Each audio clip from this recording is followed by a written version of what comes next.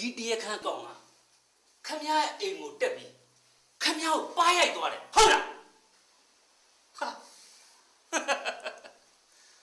တော်သေးတာပေါ့ကွာခမရရဲ့နှမကိုမရင်းမကျင့်သွားတာပဲကံကောင်းတယ်မှ ဒါတော့မှဒီကောင်ကကျွန်တော်နှမကိုခေါ်သွားသေးတာ ဒီမှာခမရမရှက်ပြီးမကြုတ်ရှက်တယ်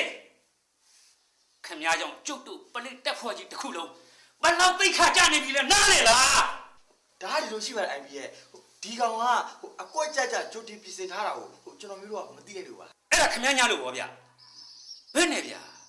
တရားခံကို့အိမ်ပေါ်တက်ပြီးကို့စော်ကားသွားတာကိုခါလိုက်ရတယ်လို့ကွာ ဒီကောင်ကိုကျွန်တော်မျိုးကြီးမကြခင်ဖမ်းပြီးတော့ပါဒီကောင်ကကျွန်တော်မျိုးကြီးနဲ့ထပ်တွေ့ဖို့စာရေးပြီးချိန်ထားပါသေးတယ် ဟမ်ဘလို့ဒီတရားခံခမရကိုပါရိုက်ပြီးတဲ့နောက်ပိုင်းစာရေးပြီးချင်း